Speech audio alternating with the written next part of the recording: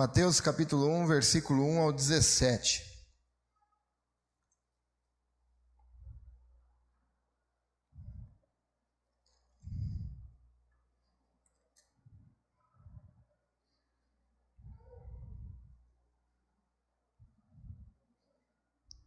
Todos encontraram? Amém? Segue aí uns nomes para você que está programando ter filho. Segue uns nomes aí na leitura para você colocar. Diz assim: livro da genealogia de Jesus Cristo, filho de Davi, filho de Abraão. Abraão gerou a Isaque, Isaque a Jacó, Jacó a Judá e a seus irmãos. Judá gerou a Tamar, a Pérez e a Zera. Pérez gerou Esrom, Esrom a Arão. Arão gerou a Aminadab, Aminadab a Naasson, Naasson a Salmão. Salmão gerou de Raabe a Boaz. Este de Ruth gerou a Obed, e Obed a Jessé. Jessé gerou ao rei Davi, e o rei Davi a Salomão, da que fora mulher de Urias. Salomão gerou Roboão, Roboão a Abias, Abias a Asa. Asa gerou a Josafá, Josafá a Jorão, Jorão a Uzias. Uzias gerou a Jotão, Jotão a Acás, Acás a Ezequias. A Ezequias gerou a Manassés, Manassés a Amon, Amon a Josias. Josias gerou a Jeconias e a seus irmãos no tempo do exílio na Babilônia, de experimentar coisas sobrenaturais, tipo não morrer, né? As pessoas não têm vontade de morrer. Quando tem, é um sinal de alerta que algo está errado. As pessoas não têm o desejo de perder o ente querido. Isso nós encontramos, né? Nesses contos. Esse desejo vem do coração. A gente não consegue lidar com a separação. A gente não consegue lidar com a interrupção de vida da pessoa que a gente ama. É muito difícil isso. Até mesmo como Peter Pan, voar, nunca se envelhecer. Quem aqui quer ficar velho? Acredito que ninguém queira ficar velho, né? Ninguém quer se envelhecer. E não morrer. Ou então aquele desenho da Bela e a Fera, né? Que é acordada por aquele príncipe. E aí você assiste aquele filme e olha para o lado no sofá. Não está aquele príncipe encantado que você sempre esperou. Fato é que o coração humano deseja essas coisas. A morte não deveria ser o fim. Nós não deveríamos perder as pessoas que nós amamos. O mal nunca deveria triunfar sobre o bem. O Natal é além do Noel. O Natal vai muito além daquilo que a sociedade diz que é o Natal. O Natal é além do Noel. Jesus Cristo não é mais uma história, e nunca foi uma história subjacente, ou então uma história figurada. Jesus é realidade, para a qual todas as histórias apontam, e nos mostra que no fim, tudo isso que o coração humano deseja, é real e pode acontecer. A história de Jesus, o nosso verdadeiro Natal, não é figurado. Então, quando seu filho assiste aquele desenho, ou lê um livro e diz para você que nós poderíamos viver para sempre, ou nós não poderíamos perder os nossos entes queridos, ou então quando ele diz, por que o mal existe? O bem teria sempre que triunfar. Você pode com certeza olhar para o seu filho e dizer, é possível, o bem sempre vencer, no final todas as coisas darem certo, é possível, ainda que esteja morto, viver, é possível reencontrar o seu ente querido que morreu em Cristo Jesus, é possível. Você pode olhar para o seu filho e dizer, isso é possível em Jesus. Há uma parte no filme que se chama Hook, A Volta do Capitão Gancho, que relata a história que Peter Pan, tanto o Andy, estão já adultos. O Andy está conversando com os seus netos ali, E Peter Pan já é velho, e Peter Pan está com amnésia naquele tempo.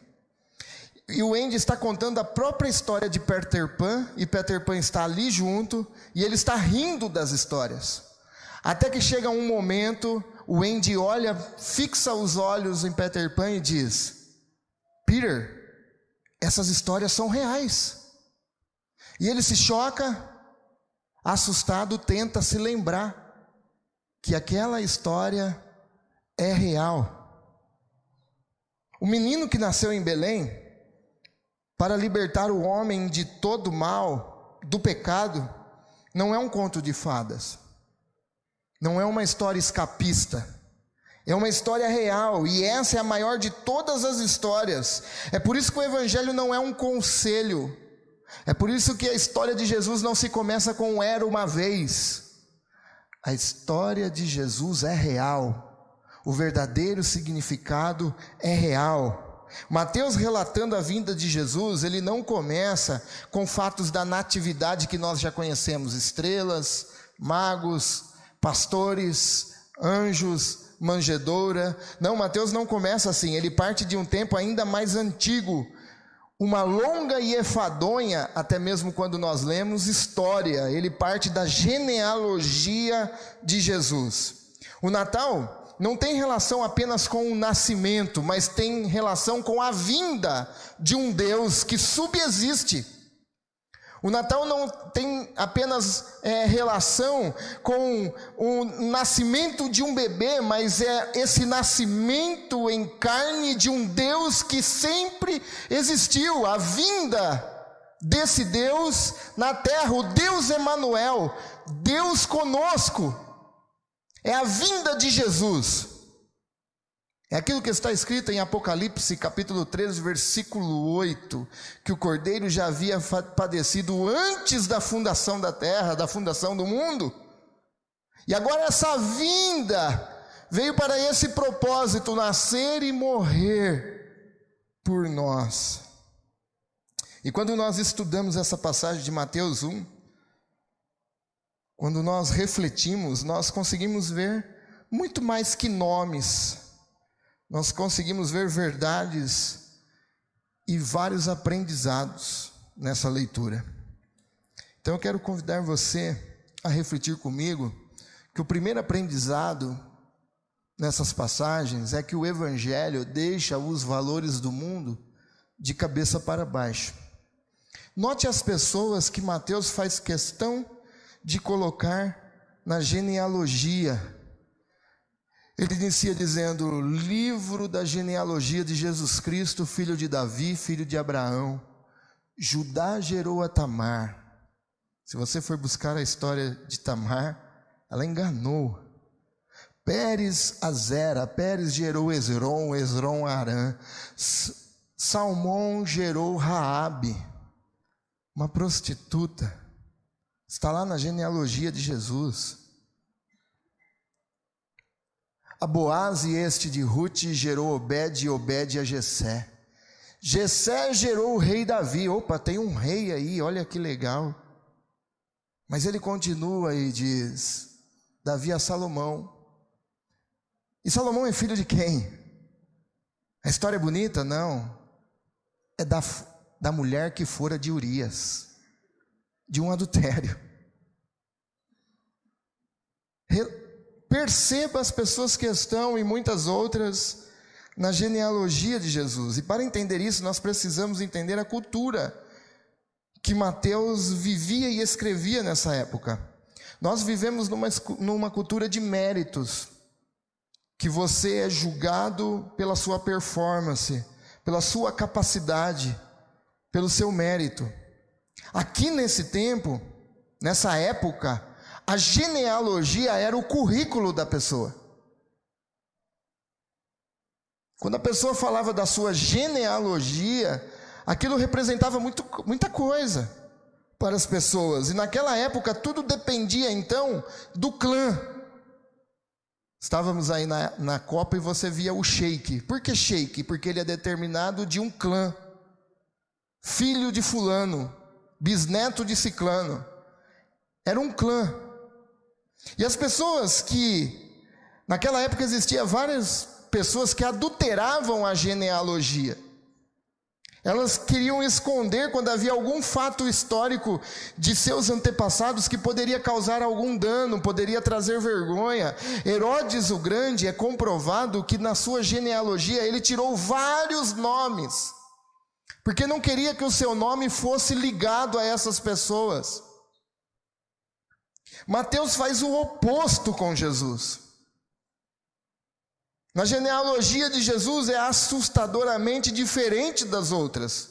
Para começar, ele coloca mulheres. Não se colocava mulheres na genealogia. Não se colocava. E ele faz questão de colocar, mas não apenas mulheres, ele coloca mulheres gentias.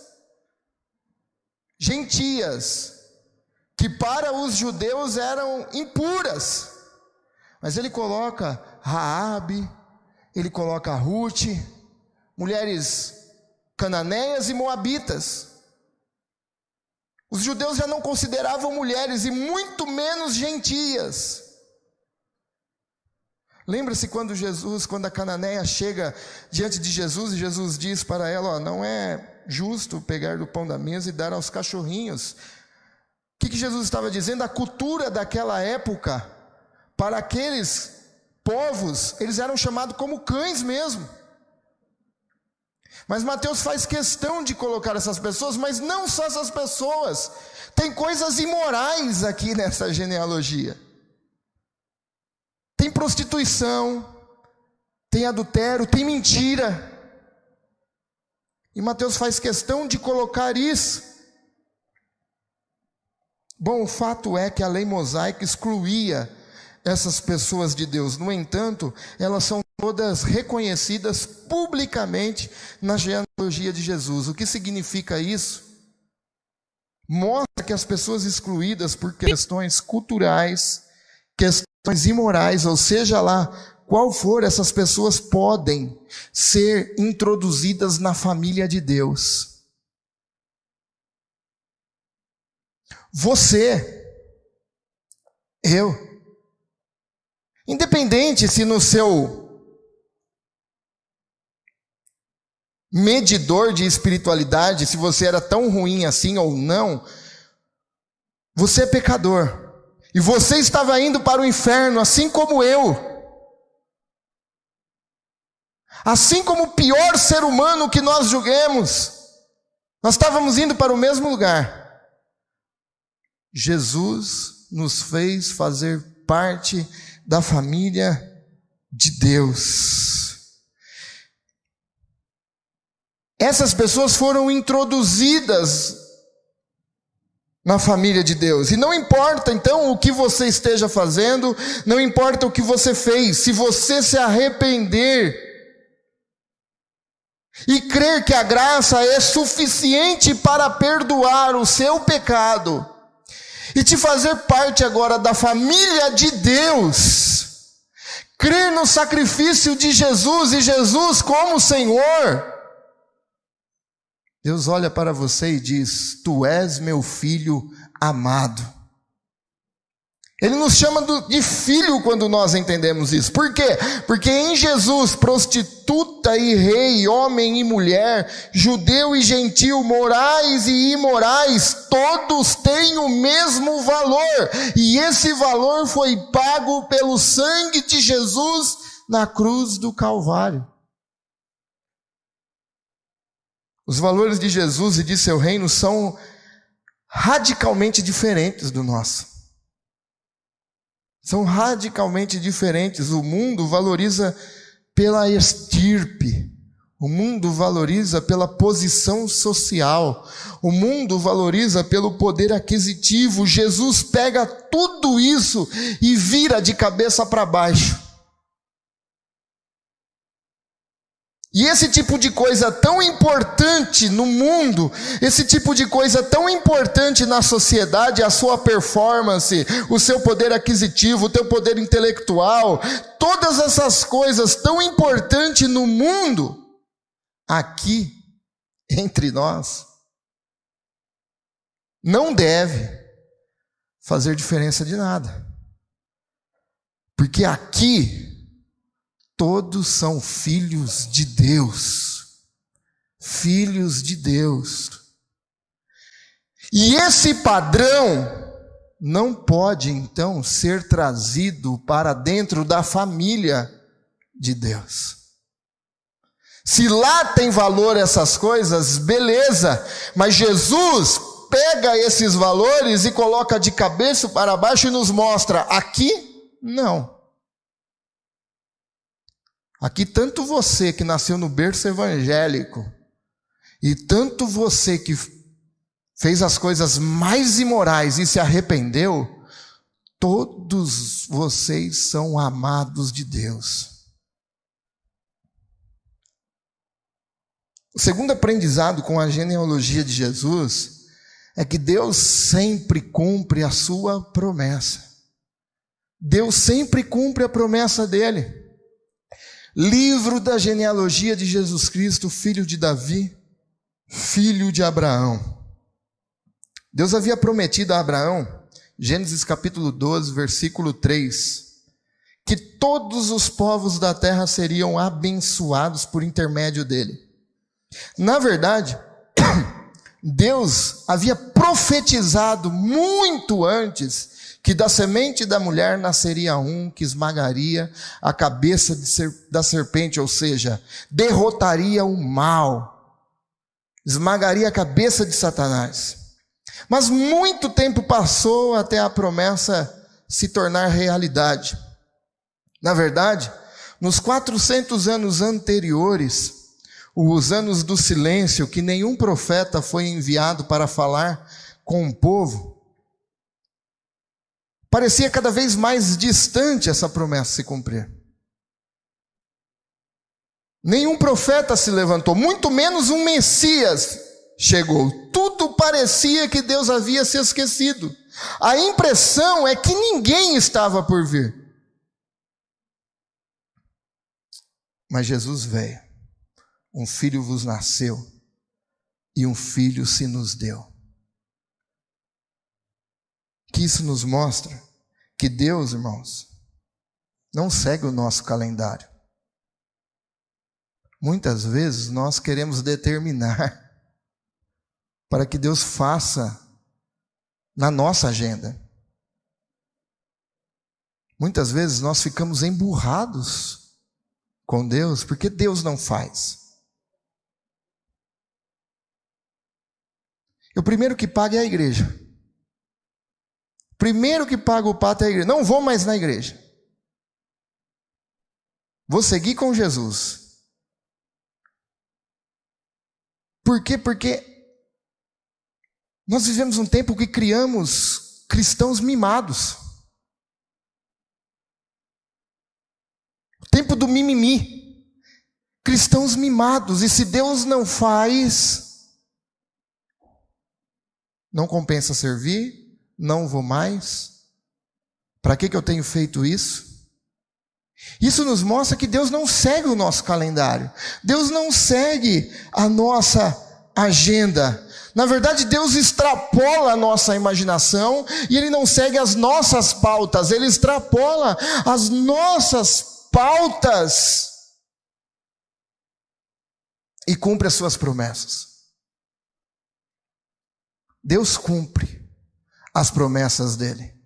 Ele não segue ele não segue o seu calendário, a sua agenda, mas uma coisa é fato: Deus cumpre o que ele promete. Mesmo que pareça lento, mesmo que pareça que se esqueceu, mesmo que pareça que nada vai acontecer, dentro do seu tempo, Deus não está preso no tempo. Uma hora, Deus cumpre a promessa. Como disse certa feita o poeta alemão, ele disse: embora os moinhos de Deus girem devagar, ainda assim é um pó extremamente fino.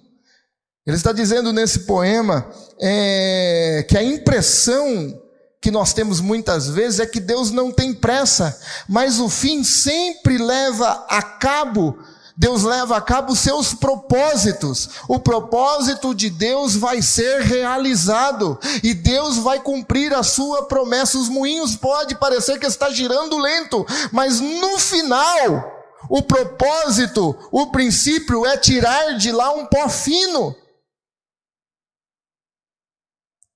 Às vezes nós olhamos cercados de problemas, de provações, e falamos: Deus, aonde o Senhor está?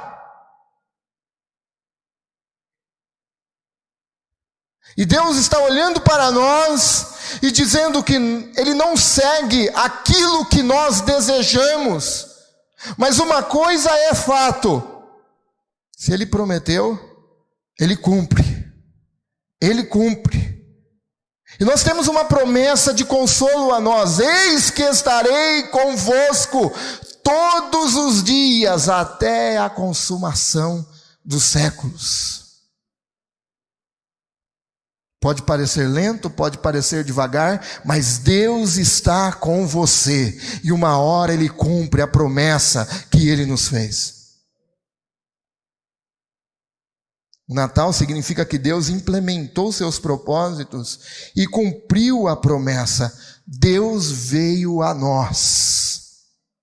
Deus veio a nós. Aquilo que lá em Gênesis Deus havia profetizado e prometido, Ele cumpriu. Depois de milhares de anos, Deus cumpriu. Deus veio a nós e nos ligou de volta para Ele. O terceiro aprendizado com a genealogia de Jesus é que em Cristo nós podemos descansar. Note vocês que Mateus faz questão de colocar um determinado tempo. São 14, desde Davi até o exílio na Babilônia, 14 desde o exílio na Babilônia até Cristo, 14, ora, o nascimento de Jesus Cristo foi assim. E eu fiquei encafifado com isso essa semana, porque Mateus dá uma grande atenção aos números de gerações. E os números na Bíblia têm grande significado. Mas até então não tinha parado para estudar esses números. Porque nós falamos de 40 anos, 40 dias Jesus. 7 taças, 7 selos. Os números têm grandes significados. A Bíblia é cheia de comparações. Estudando essa semana, buscando, eu achei algo interessante, porque o Natal está num conjunto de 7. Se você contar, tem 7 mais 7, 14, 2. Depois vem de Davi até o exílio 14, mais 2 blocos de 7. Depois vem do exílio da Babilônia a Cristo, mais 2 blocos de 7. E Jesus agora inicia o início de um bloco de 7. E Gênesis diz que Deus criou as coisas e descansou no 7º dia. No 7º dia. Na lei mosaica, o agricultor deveria deixar a terra sem cultivar no 7º ano. No 7º ano. Levítico capítulo 25 nos diz que no último ano do 7º período dos 7 anos, deveria se comemorar o ano do jubileu, aonde os escravos seriam libertos, todas as dívidas seriam perdoadas, e ninguém poderia trabalhar para descansar, e a terra também teria que descansar. No 7º do 7º.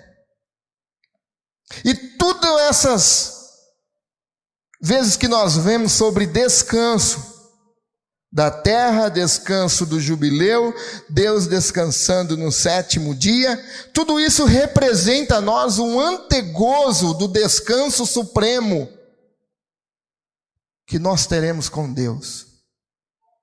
E esse lugar de descanso agora veio até nós em Belém. Aonde nós encontramos descanso? Em Jesus. Jesus é o nosso descanso. Nele nós podemos descansar de todos os nossos problemas. O início do bloco de 7. Nele nós podemos descansar de todas essas perversidades e saber que nada está sendo descontrolado. Deus continua com o controle nas mãos. Nele nós podemos descansar. Nele nós podemos pegar toda essa nossa ansiedade e jogar sobre Ele, e descansar nele, porque o Senhor tem cuidado de nós, diz 1 Pedro. Jesus é o nosso descanso.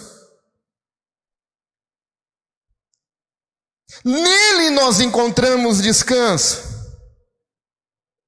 O descanso supremo só pode vir por uma forma: por meio de Jesus Cristo. E é por isso que o mesmo Jesus disse: tomai sobre vós o meu jugo e aprendei de mim, porque sou manso e humilde de coração, achareis descanso para a vossa alma. Em Jesus, as nossas emoções, sentimentos que estão fervendo, que estão bagunçados, em Jesus nós encontramos descanso.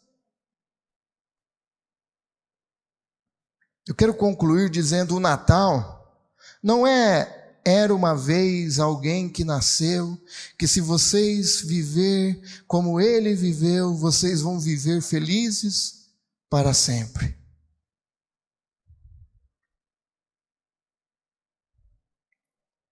O Natal é uma história real. O Natal é a história que Deus irrompeu a história, que veio a essa terra, cheio de pecadores, de inimigos de Deus, desobedientes. Mas através do Espírito Santo, no útero de uma mulher, de uma agraciada mulher, ele veio nascer. Nasceu aonde ninguém esperava. O Natal não era uma vez. A pessoa de Jesus é o alfa e o ômega, o início e o fim de todas as coisas. E esse Deus que nasceu, se fez carne, cresceu. Esse bebê que precisou ser alimentado, um Deus que subsiste, mas precisou de um colo de uma mãe. E aí eu começo a entender aquele versículo, que ele, sendo Deus, não tomou por usurpação ser igual a Deus, mas veio em forma de servo. E nós pensamos que servo é apenas considerado como escravo. Ali fala de fragilidade. Esse Deus que subsiste agora precisou de um colo. Esse Deus que subsiste precisou de alimento. Qual é a maior humilhação? A maior humilhação não foi só o sofrimento físico do chicote, da coroa, mas a maior humilhação é um Deus existencial, vindo ter que morrer. E ele fez isso por mim e por você.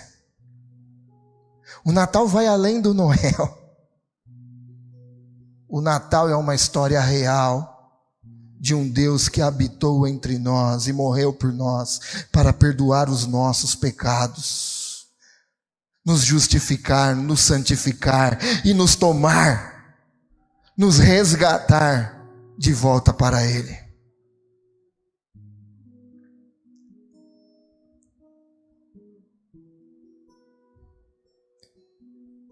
Nós precisamos nos lembrar disso constantemente.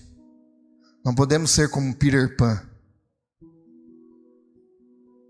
onde está rindo da própria história e não sabe de fato o que aconteceu. Nós conhecemos essa história. E não conhecemos de ouvir falar, mas conhecemos de experimentar. Experimentar o nosso Salvador. Ele mudou a minha vida. Ele mudou a sua vida. E você não pode se esquecer disso. Você não pode se esquecer de tudo que Deus lhe fez.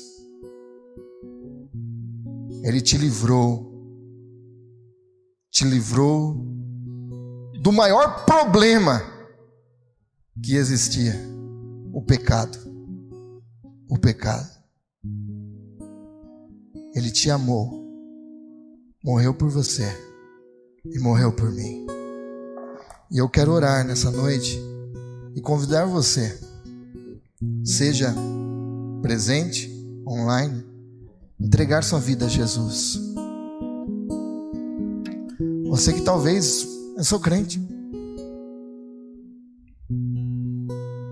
Não estou falando de aceitar Jesus, porque quem nos aceita é Ele. Eu estou falando de entregar a vida a Jesus. Quero convidar você a entregar a sua vida a Jesus.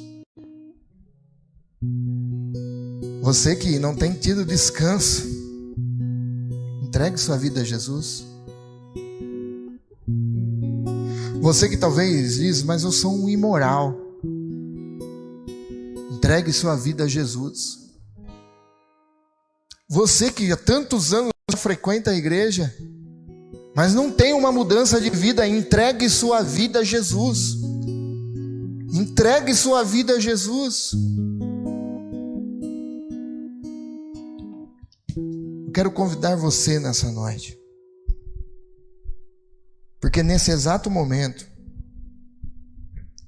Ele quer te dar descanso. Deus pode parecer tardar, Deus pode parecer lento. Na verdade, é na agenda de Deus que nós descobrimos o quanto Ele nos ama. É na agenda de Deus que nós descobrimos o quanto Ele nos ama. Entregue sua vida a Cristo nessa noite. Vamos orar? Ó Deus, em nome de Jesus, queremos, Senhor, te agradecer, Pai,